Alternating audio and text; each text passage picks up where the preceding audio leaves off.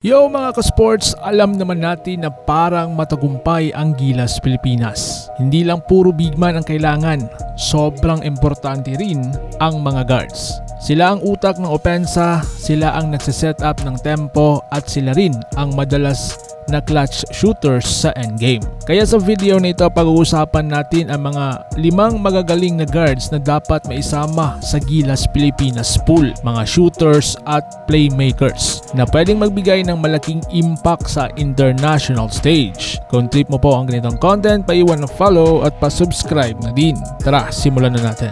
Una sa ating listahan mga ka-sports, walang iba, Jordan Heading, the sniper. Isa sa pinaka-underrated shooters ng Gilas, kilala sa consistent 3-point shooting, bagay na kulang sa national team pagdating sa FIBA tournaments. Nakapaglaro na siya sa international leagues, especially sa Japan B-League, kaya may experience na sa laban kontra sa mas matatangkad at mas mabilis na kalaban. Perfect si Heading bilang floor spacer kapag may Kai Soto o Junmar sa ilalim, automatic kick out option siya para sa tres. Here's Heading. He'll stop and pop from 3. There you go. Jordan Heading with the 3. We needed that. That's a great stop, transition, finding an open look for us. 5 straight points para sa Pilipinas. Mukhang napilitan.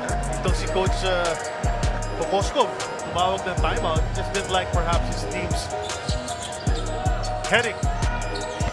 There you go. Once again, another string of points. Ginawa ng Pangalawa si Robert Bolick, the big shot Bolick. Isa sa pinakamagaling na playmakers at clutch scorer sa PBA bago lumaro overseas. Malaking guard na kayang magipagsabayan physically sa mga Asian counterparts. May kakayahan gumawa ng sarili niyang tira at makapag-set up ng teammates. Napatunayan niya na sa international stage, especially mga ka-sports sa SEA Games at Gilas Teens, na hindi siya natatakot sa pressure.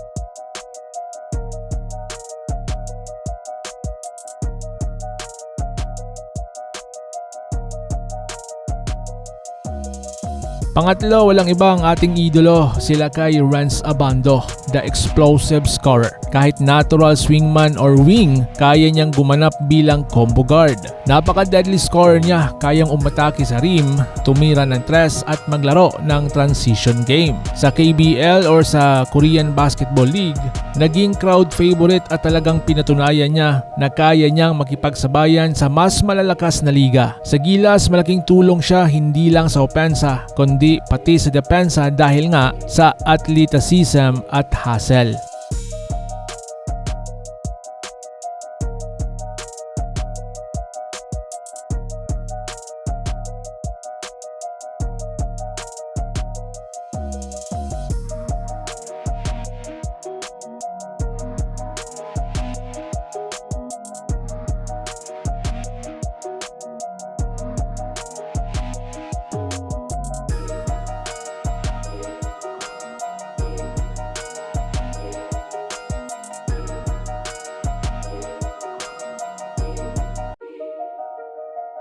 Pang-apat, RJ Abarientos, the young gun. Pinaka-promising young point guard ng bansa ngayon. May international exposure sa KBL at Japan B-League, sanay na sa mabilis na pace ng laro. Magaling sa pick and roll, may tira sa labas at kayang mag-create para sa teammates. Siya ang future floor general ng Gilas kung bibigyan ng tamang pagkakataon. Barrientos kapapasok ng love to make baskets immediately when he enters the game. There's a mismatch. There you go. RJ, there you go, baby. And again, the recognition of Kai. This was a great pass of Kai to find Barrientos to switch. And Barrientos, wala hesitation. Look at that. He saw Boba. That's smart and that's being connected. The cohesion that Coach Tab was looking for. I think my favorite defensive possession in this game so far for our team. Abarientos surveying the floor. Step back. Basket na naman para kay Ron J. Abarientos. Panglima, SJ Bilangel, the steady leader. Dating Ateneo standout na ngayon ay naglalaro rin sa Korea. Hindi flashy pero sobrang efficient. Marunong magbasa ng depensa at mag-set ng plays. Napakalaking tulong sa Gilas ang kanyang composure, lalong-lalo na mga ka-sports sa endgame. At of course mga ka-sports, kayang maglaro as secondary playmaker na hindi agad-agad nagkakamali sa crucial possessions.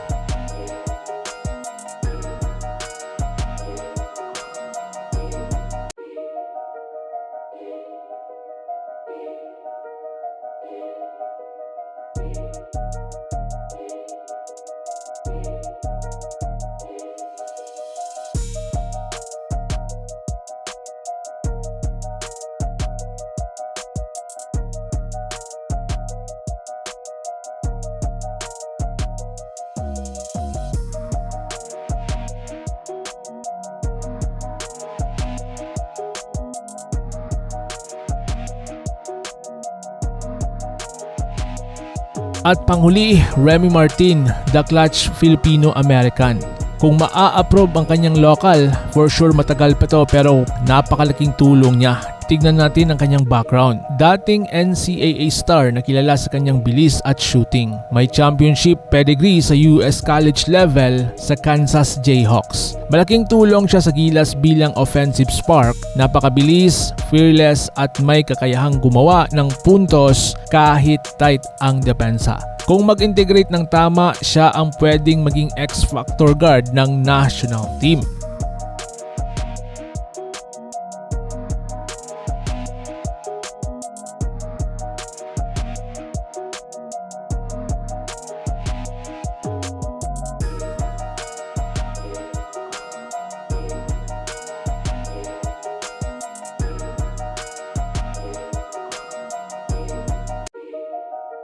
Kung iisipin mo, kompletong-kompleto ang lineup na ito ng mga guards. May shooters tulad ni Jordan Heading, may playmaker tulad ni Bolik, may scorer tulad ni Lakay Abando at Remy Martin. At may steady guards din tayo tulad ni na RJ at SJ. Kaya ang tanong ngayon, sino kaya sa kanila ang siguradong dapat isama sa susunod na Gilas Pilipinas roster? Comment down below mga ka-sports ang iyong opinion. At huwag kalimutang mag-subscribe para sa iba pang Pinoy basketball content. So paano? Ingat po kayo.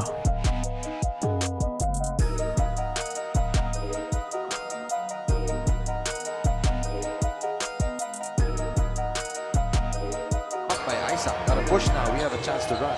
2-on-1. Here's Heading. He'll stop and pop from 3. There you go.